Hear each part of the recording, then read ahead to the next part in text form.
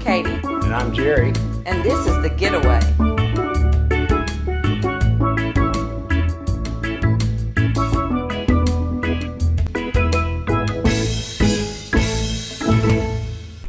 We just love going to Florida. Yeah, we're counting down our 5th trip to Orlando right now. We're going to do things like Universal Studios and Islands of Adventure. They'll have the new Diagon Alley and Hogwarts Express. We're going to swim with the dolphins at Discovery Cove and even go to Busch Gardens in Tampa Bay. We're going to hit SeaWorld, Aquatica. Oh man!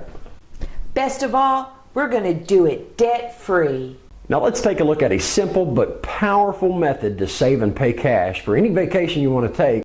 To set up our savings system, we're going to give each element of our trip a 3x5 card and a paper clip. Now as we come up with those categories, we need to start figuring out the cost for the different elements of our trip. Things like airfare and hotel, airport transfers, getting around town. You going to rent a car or use a cab? Don't forget about theme parks and attractions. And you know the kids are going to want souvenir money. Now over on our blog, we've made this part a whole lot easier.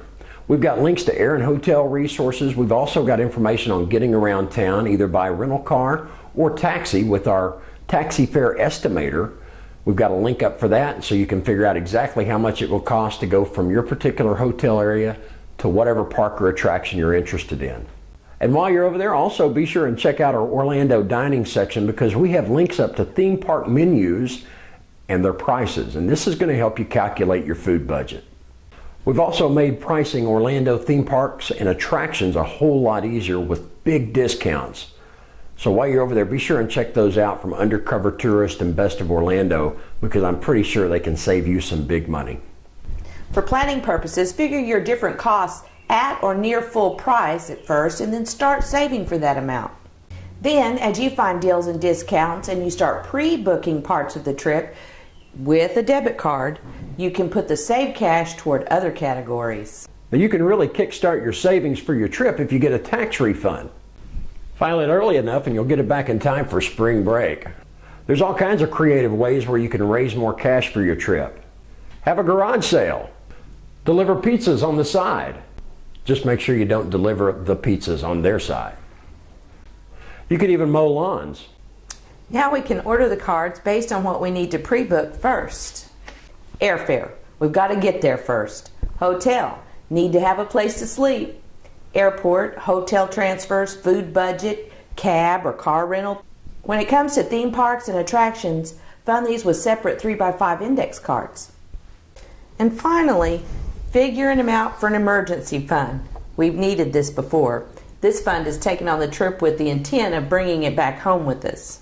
We usually put about $200 in this fund to cover an emergency airline change or a trip to a local doctor or whatever. After our return trip, we usually use the money to eat out so we're not traveling all day and then having to come home and make dinner that night. Now that your cards are ordered, as you get spare cash, start funding that element. When you start accumulating large chunks of cash for the trip, think about storing it in a lockbox in a secure part of your home. Now every payday, our checks get direct deposited into our checking account.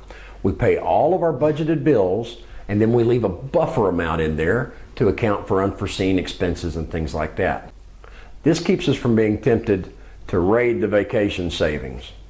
Once it's in the envelope in the lockbox, it doesn't exist anymore until it's time to pre-book or go on vacation. I cannot stress this enough. Leave a buffer in your checking account to make this work. Once all of our regular bills are accounted for and our buffer as well, we pull out whatever's left over and we start funding the top category of our trip expenses. And once the top category is funded, we move it to the back of the envelope and then we start on the next category. The advantages are simple and obvious. Many of the categories get pre-booked and paid for before we ever have to leave home. And if you don't make a lot of money, you can begin the process of taking a dream trip by steadily building up your funding one element at a time. As you start finding deals and discounts, you'll be surprised at how quickly each category can get funded with a bit of focus and discipline. Depending on your situation, it might take a bit of time, but by using this method, a big vacation that once seemed out of reach can become quite doable. You know, I remember our first trip to Orlando. It seemed like a once-in-a-lifetime kind of trip.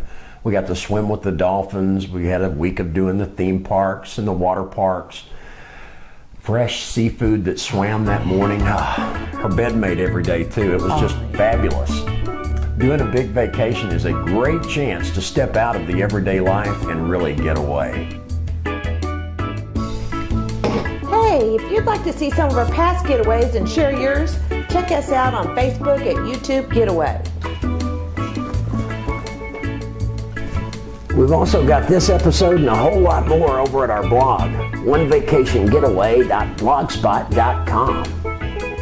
Hey.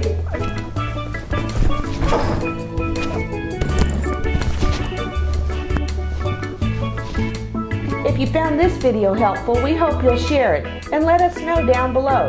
Thanks for watching, and we'll see you next time.